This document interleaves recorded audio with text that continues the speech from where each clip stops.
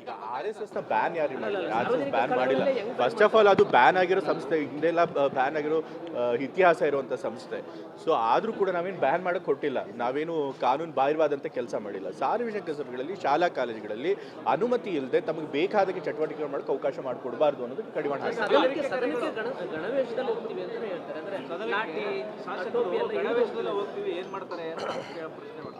ಅವ್ರು ಅಲ್ಲ BJP ಅವ್ರು ಏನು ಹೇಳ್ತಾರೆ, ಅವ್ರು ರಾಜಕೀಯಕ್ಕೆ ಬರೋದೇ ಇಲ್ಲ RSS ಅವರು ಹಾಗೆ ಹೀಗೆ ಅಂತ ಹೇಳ್ತಾರೆ. ಈಗ ರಾಜಕೀಯದ್ದು RSS ಮಾಡುವಂಥ ಕಾನೂನು ಬಾಹಿರ ಚಟುವಟಿಕೆಗಳು ಇದು ಮಾಡ್ತೀನಿ ಅಂತಾರೆ, ಈಗ ಇವರೇ ಅದಕ್ಕೆ ಕುಮ್ಮಕ್ಕೆ ಕೊಡ್ತಾರೆ.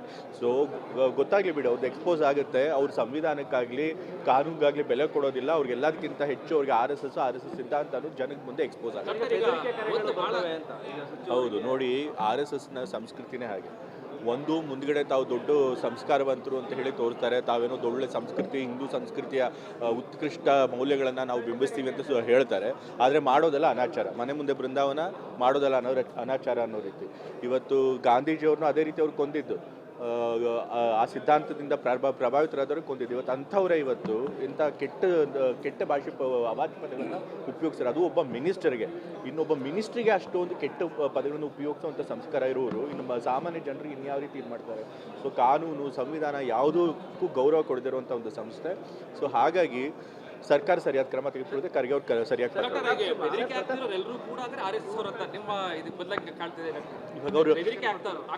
ಈಗ RSS ಅಲ್ದು ಅದೇನೋ ಅವ್ರದ್ದು ಯಾವ ತಂತ್ರಗಾರಿಕೆ ಯಾವಾಗಲೂ ಹಾಗೆ. ಅವ್ರ ಸಿದ್ಧಾಂತದವ್ರನ್ನ ಬೇಕಾದಷ್ಟು ತಮ್ಮ ಸಂಸ್ಥೆಗಳಲ್ಲಿ ಉಪಸಂಸ್ಥೆಗಳನ್ನು ಮಾಡೋದು, ಅದಕ್ಕೆ ಜನಗಳನ್ನು ಸೇರಿಸ್ಕೊಳ್ಳೋದು. ಅವ್ರೇನಾದ್ರು ತಪ್ಪು ಕೆಲಸ ಮಾಡಿದಾಗ ಅವ್ರು ನಮ್ಮ ಸಂಸ್ಥೆಯವರೆಲ್ಲ ಅನ್ನೋದು. ಫಸ್ಟ್ ಆಫ್ ಆಲ್ ಒಂದು ರಿಜಿಸ್ಟರ್ ಇಟ್ಕೊಂಡಿರಲ್ಲ, ಸಂಸ್ಥೆನೂ ರಿಜಿಸ್ಟರ್ ಆಗಿಲ್ಲ, ಸಂಪೂರ್ಣವಾಗಿ ಕಾನೂನು ಬಾಹಿರವಾಗಿ ಕೆಲಸ ಮಾಡ್ತಿರುವಂಥ ಸಂಸ್ಥೆ. ಸೊ ಹಾಗಾಗಿ ಅವ್ರಿಗೆ ಏನು ಸರ್ಕಾರ ಯೋಚನೆ ಮಾಡ್ತಾರೆ ಅದು ಸರಿಗಿದೆ. ಮತ್ತೆ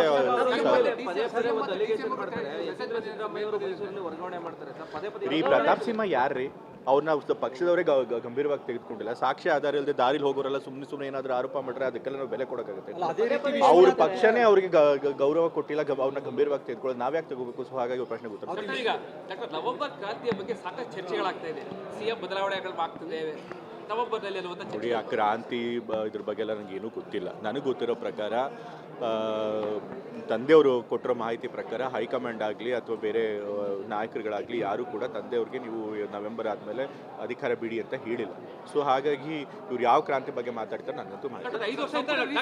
5 ವರ್ಷ ಇರಬೇಕು, ಇದ್ರೆ ರಾಜ್ಯಕ್ಕೆ ಒಳ್ಳೇದಾಗುತ್ತೆ, ಒಳ್ಳೆ ಆಡಳಿತ ಕೊಡೋಕೆ ಸಾಧ್ಯ ಆಗುತ್ತೆ ಅನ್ನೋದು ನಮ್ಮ ನಂಬಿಕೆ. ಹಾಗಾಗಿ 5 ವರ್ಷ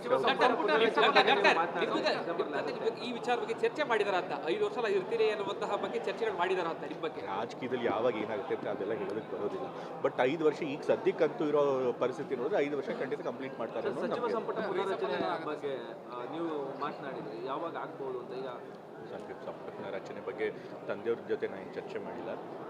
ಅವ್ರು ಹೇಳಿದ್ದಾರೆ ಈ ಥರ ಡಿಸೆಂಬರ್ನಲ್ಲಿ ಮಾಡೋ ಯೋಚನೆ ಇದೆ ಅಂತ ಅಷ್ಟೇ.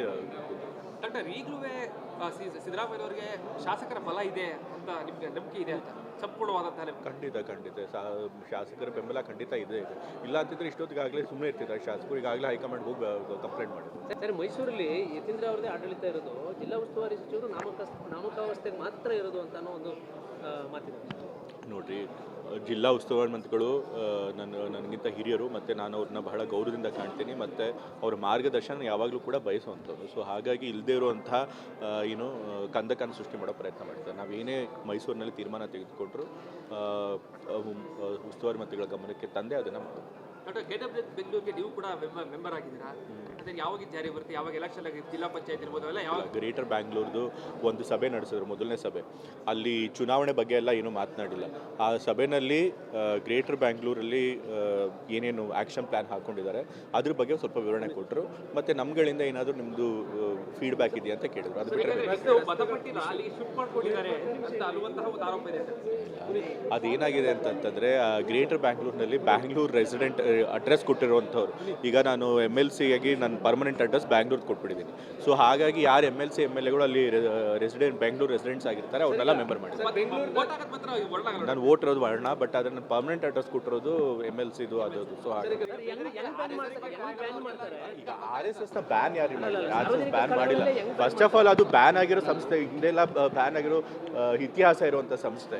ಸೊ ಆದರೂ ಕೂಡ ನಾವೇನು ಬ್ಯಾನ್ ಮಾಡೋಕ್ಕೆ ಕೊಟ್ಟಿಲ್ಲ, ನಾವೇನು ಕಾನೂನು ಬಾಹಿರವಾದಂಥ ಕೆಲಸ ಮಾಡಿಲ್ಲ. ಸಾರ್ವಜನಿಕ ಸಭೆಗಳಲ್ಲಿ, ಶಾಲಾ ಕಾಲೇಜುಗಳಲ್ಲಿ ಅನುಮತಿ ಇಲ್ಲದೆ ತಮಗೆ ಬೇಕಾದಾಗೆ ಚಟುವಟಿಕೆ ಮಾಡೋಕ್ಕೆ ಅವಕಾಶ ಮಾಡಿಕೊಡಬಾರ್ದು ಅನ್ನೋದು ಕಡಿವಾಣ ಹಾಕಿದೆ. ಗಣವೇಶದಲ್ಲಿ ಹೋಗ್ತೀವಿ ಅಂತ ಹೇಳ್ತಾರೆ. ಅಂದ್ರೆ ಲಾಠಿ, ಹೋಗ್ತೀವಿ ಏನ್ ಮಾಡ್ತಾರೆ ಅವ್ರು ಅಲ್ಲ BJP ಅವ್ರು ಏನು ಹೇಳ್ತಾರೆ, ಅವ್ರು ರಾಜಕೀಯಕ್ಕೆ ಬರೋದೇ ಇಲ್ಲ RSS ಅವರು ಹಾಗೆ ಹೀಗೆ ಅಂತ ಹೇಳ್ತಾರೆ. ಈಗ ರಾಜಕೀಯದ್ದು RSS ಮಾಡುವಂಥ ಕಾನೂನು ಬಾಹಿರ ಚಟುವಟಿಕೆಗಳಿಗೆ ಇದು ಮಾಡ್ತೀನಿ ಅಂತ ಈಗ ಇವರೇ ಅದಕ್ಕೆ ಕುಮ್ಮಕ್ಕೆ ಕೊಡ್ತಾರೆ. ಸೊ ಗೊತ್ತಾಗಲಿ ಬಿಡಿ, ಅವ್ರದ್ದು ಎಕ್ಸ್ಪೋಸ್ ಆಗುತ್ತೆ. ಅವ್ರ ಸಂವಿಧಾನಕ್ಕಾಗಲಿ ಕಾನೂನಿಗಾಗಲಿ ಬೆಲೆ ಕೊಡೋದಿಲ್ಲ. ಅವ್ರಿಗೆ ಎಲ್ಲದಕ್ಕಿಂತ ಹೆಚ್ಚು ಅವ್ರಿಗೆ RSS ಸಿದ್ಧಾಂತ ಅನ್ನೋದು ಜನಕ್ಕೆ ಮುಂದೆ ಎಕ್ಸ್ಪೋಸ್ ಆಗುತ್ತೆ. ಹೌದು ನೋಡಿ, RSSನ ಸಂಸ್ಕೃತಿನೇ ಹಾಗೆ.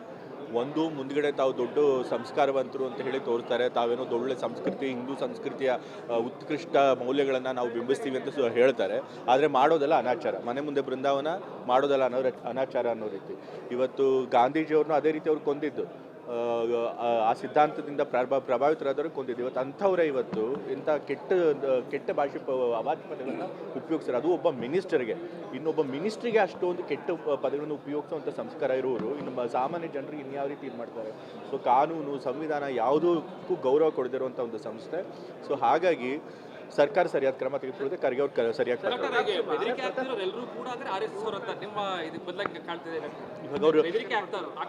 ಈಗ RSS ಅಲ್ದು ಅದೇನೋ ಅವ್ರದ್ದು ಯಾವ ತಂತ್ರಗಾರಿಕೆ ಯಾವಾಗಲೂ ಹಾಗೆ. ಅವ್ರ ಸಿದ್ಧಾಂತದವ್ರನ್ನ ಬೇಕಾದಷ್ಟು ತಮ್ಮ ಸಂಸ್ಥೆಗಳಲ್ಲಿ ಉಪಸಂಸ್ಥೆಗಳನ್ನು ಮಾಡೋದು, ಅದಕ್ಕೆ ಜನಗಳನ್ನು ಸೇರಿಸ್ಕೊಳ್ಳೋದು. ಅವ್ರೇನಾದ್ರು ತಪ್ಪು ಕೆಲಸ ಮಾಡಿದಾಗ ಅವ್ರು ನಮ್ಮ ಸಂಸ್ಥೆಯವರೆಲ್ಲ ಅನ್ನೋದು. ಫಸ್ಟ್ ಆಫ್ ಆಲ್ ಒಂದು ರಿಜಿಸ್ಟರ್ ಇಟ್ಕೊಂಡಿರಲ್ಲ, ಸಂಸ್ಥೆನೂ ರಿಜಿಸ್ಟರ್ ಆಗಿಲ್ಲ, ಸಂಪೂರ್ಣವಾಗಿ ಕಾನೂನು ಬಾಹಿರವಾಗಿ ಕೆಲಸ ಮಾಡ್ತಿರುವಂಥ ಸಂಸ್ಥೆ. ಸೊ ಹಾಗಾಗಿ ಅವ್ರಿಗೆ ಏನು ಸರ್ಕಾರ ಯೋಚನೆ ಮಾಡ್ತಾರೆ ಅದು ಸರಿಗಿದೆ. ಮತ್ತು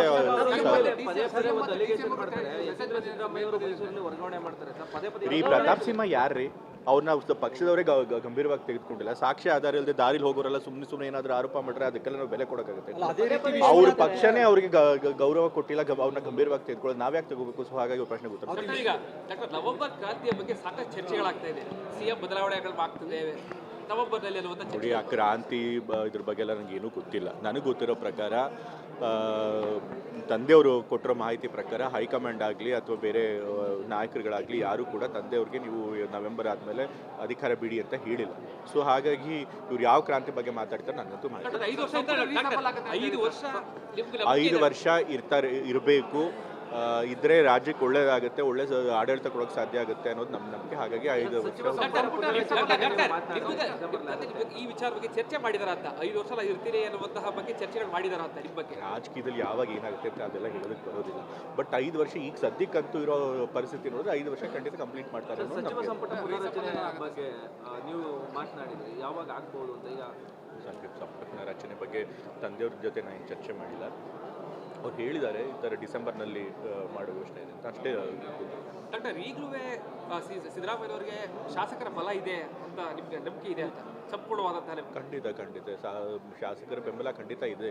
ಇಲ್ಲ ಅಂತಿದ್ರೆ ಇಷ್ಟೊತ್ತಿಗಾಗಲೇ ಸುಮ್ಮನೆ ಇರ್ತಿದ್ದಾರೆ ಶಾಸಕರು. ಈಗಾಗಲೇ ಹೈಕಮಾಂಡ್ ಹೋಗಿ ಕಂಪ್ಲೇಂಟ್ ಮಾಡಿದ್ರು. ಸರ್, ಮೈಸೂರಲ್ಲಿ ಯತೀಂದ್ರ ಅವ್ರದ್ದೇ ಆಡಳಿತ ಇರೋದು, ಜಿಲ್ಲಾ ಉಸ್ತುವಾರಿ ಸಚಿವರು ನಾಮಕಾವಸ್ಥೆಗೆ ಮಾತ್ರ ಇರೋದು ಅಂತ ಅನ್ನೋ ಒಂದು ಮಾತಿದೆ. ನೋಡಿರಿ, ಜಿಲ್ಲಾ ಉಸ್ತುವಾರಿ ಮಂತ್ರಿಗಳು ನನಗಿಂತ ಹಿರಿಯರು, ಮತ್ತು ನಾನು ಅವ್ರನ್ನ ಬಹಳ ಗೌರವದಿಂದ ಕಾಣ್ತೀನಿ, ಮತ್ತು ಅವ್ರ ಮಾರ್ಗದರ್ಶನ ಯಾವಾಗಲೂ ಕೂಡ ಬಯಸುವಂಥವ್ರು. ಸೊ ಹಾಗಾಗಿ ಇಲ್ಲದೇ ಇರುವಂಥ ಕಂದಕನ್ನು ಸೃಷ್ಟಿ ಮಾಡೋ ಪ್ರಯತ್ನ ಮಾಡ್ತಾರೆ. ನಾವೇನೇ ಮೈಸೂರಿನಲ್ಲಿ ತೀರ್ಮಾನ ತೆಗೆದುಕೊಂಡ್ರು ಉಸ್ತುವಾರಿ ಮಂತ್ರಿಗಳ ಗಮನಕ್ಕೆ ತಂದೆ ಅದನ್ನು ಮಾಡೋದು. ಡಾಕ್ಟರ್, KWS ಬೆಂಗಳೂರಿಗೆ ನೀವು ಕೂಡ ಮೆಂಬರ್ ಆಗಿದ್ದೀರಾ? ಅದೇ ಯಾವಾಗ ಜಾರಿ ಬರುತ್ತೆ, ಯಾವಾಗ ಎಲೆಕ್ಷನ್ ಆಗಿ ಜಿಲ್ಲಾ ಪಂಚಾಯತ್ ಇರ್ಬೋದು ಅವೆಲ್ಲ ಯಾವಾಗ? ಗ್ರೇಟರ್ ಬ್ಯಾಂಗ್ಳೂರ್ದು ಒಂದು ಸಭೆ ನಡೆಸಿದ್ರು, ಮೊದಲನೇ ಸಭೆ. ಅಲ್ಲಿ ಚುನಾವಣೆ ಬಗ್ಗೆ ಎಲ್ಲ ಏನೂ ಮಾತನಾಡಿಲ್ಲ. ಆ ಸಭೆಯಲ್ಲಿ ಗ್ರೇಟರ್ ಬ್ಯಾಂಗ್ಳೂರಲ್ಲಿ ಏನೇನು ಆ್ಯಕ್ಷನ್ ಪ್ಲ್ಯಾನ್ ಹಾಕ್ಕೊಂಡಿದ್ದಾರೆ ಅದ್ರ ಬಗ್ಗೆ ಸ್ವಲ್ಪ ವಿವರಣೆ ಕೊಟ್ಟರು. ಮತ್ತು ನಮ್ಗಳಿಂದ ಏನಾದರೂ ನಿಮ್ಮದು ಫೀಡ್ಬ್ಯಾಕ್ ಇದೆಯಾ ಅಂತ ಕೇಳಿದ್ರು. ಅದು